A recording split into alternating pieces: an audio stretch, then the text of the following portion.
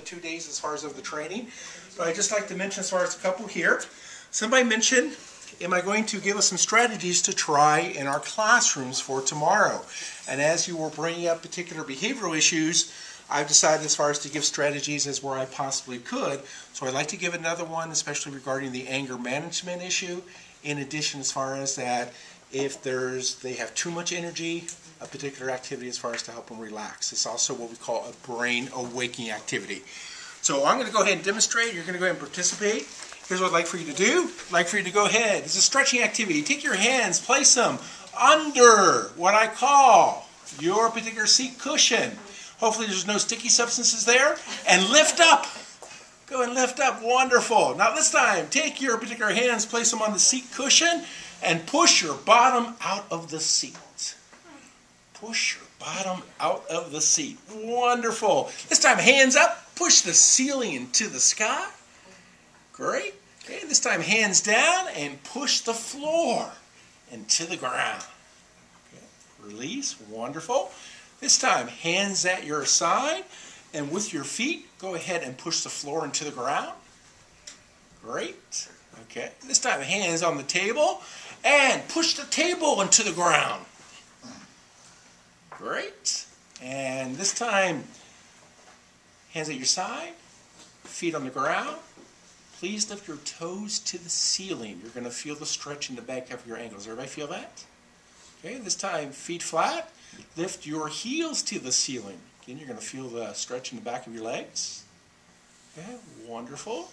This time, go ahead and connect and pull. And last, push. And release. Whole series of stretching activities, and they don't even have to leave their chairs.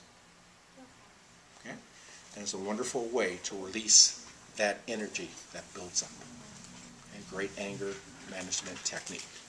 Okay, another particular question that somebody had, okay, is who was the expert relation person? Somebody wanted to know, as we were discussing about our expertise and our strengths, who was the expert relation person as far as here? Okay, here's one, and I want to say Krista. Krista is the expert relation person. So if you need that, she was the expert relation person. Okay, as we're discussing, I promise, we talked about kids, especially primary kids, who like to hide under the tables. So we developed what we call quiet areas in our classrooms. And here are some examples, as I pull up the slides, of quiet areas that you can use in your classroom. First of all, here's some of the ideas that teachers have used as far as in the past, developing what we call these quiet areas, these stress buster areas. Large box, tent, quiet corner with comfortable as far as furniture. Okay, beanbags. Now let me tell you why we like beanbags. Okay, first of all, if you have a particular child that has a hard time staying in one place, beanbags are great for them to sit in because they have to exert a lot of energy to get out of the beanbag chair. Secondly, the beans actually massages their body, and it's a very relaxing experience. So beanbags are wonderful as far as therapeutic items to intervene with kids who have lots of energy. Okay. Now, this is actually in the kindergarten classroom, and we always make sure that we can look in. She happened to have a little cubby area where in the corner she put up a shower curtain. This is the quiet area. She can always see in to make sure that it's safe, and there's particular items for the kids as far as to release energy in a more appropriate manner. This is at a particular school where there was a natural, what we call loft, and the loft, the ceiling became, again, that area in utero where kids like as far as the experience where the ceilings aren't as high. And so it became a natural kind of quiet area, given that in utero experience. Simply taking a canopy and stretching the canopy up. And again, she has some particular items there where kids can relax. And this was so relaxing, guess what happened? That particular student actually fell asleep when he went to the quiet area. Easy to see. just a large, as far as one box. She put, again, stress buster items in, therapeutic items in. TP. Okay, here's a tent. Again, another example of a canopy. Took an old mattress, a couple pillows, books. Nice, quiet area where kids can relax with these things in a more appropriate manner. Now, this is very interesting. She was real excited. The teacher said, "You really got to see this." So I'm looking at this huge mobile, and as I look up, I really don't see anything of interest.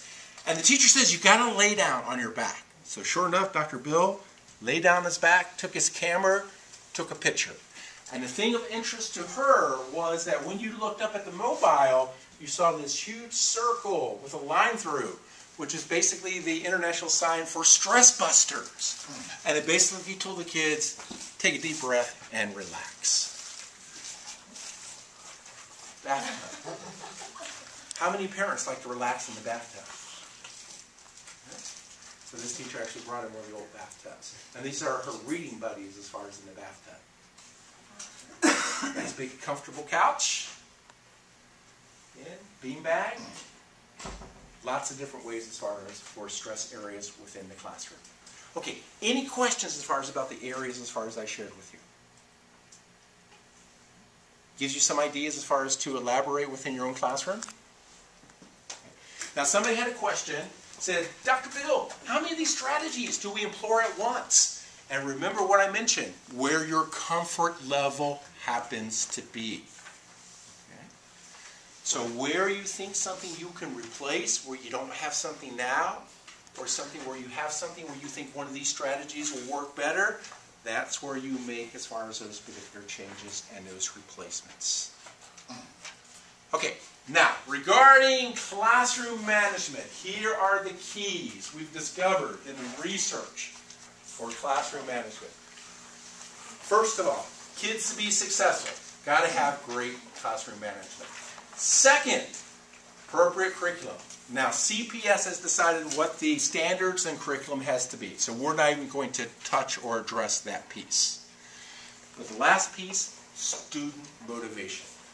And Dr. Bill is, again, very focused on student motivation. So we looked at the research and we wanted to see what are we responsible for and what are our kids responsible for.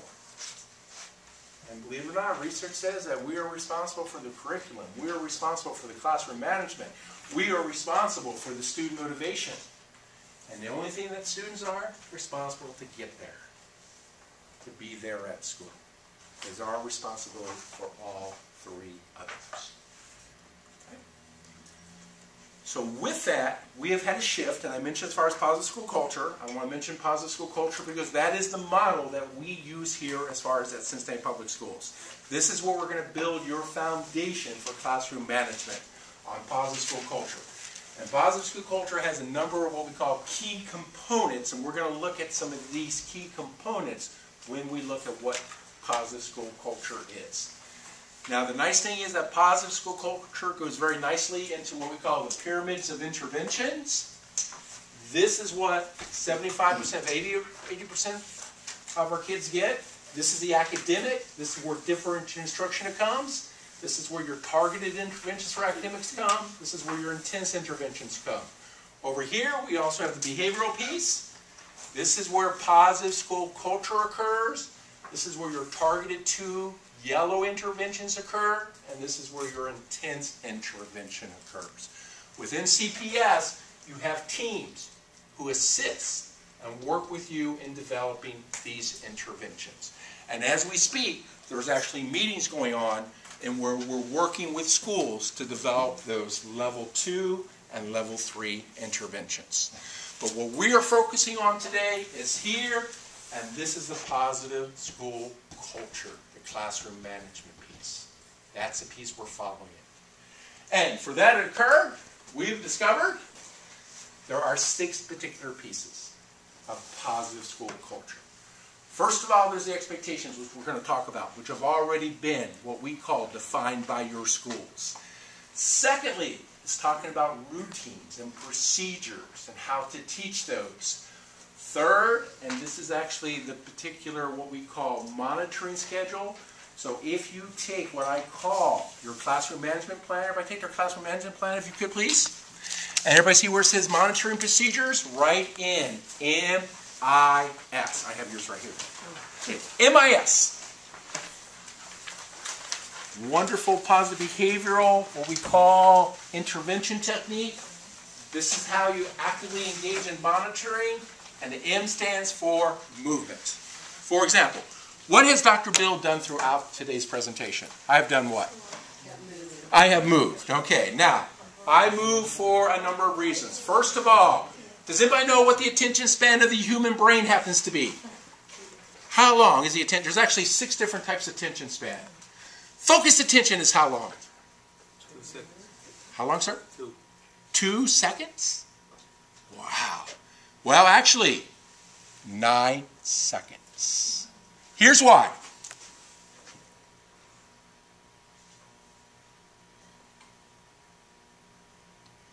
If I don't do something in 9 seconds, I lose your what? Attention. So Dr. Bill does what throughout the presentation? Move. Every time I move, what do your eyes have to do? And every time your eyes move, I get a fresh 9 seconds of attention. Okay? In addition, I will also move where I see a disturbance. Proximity is the name of the technique.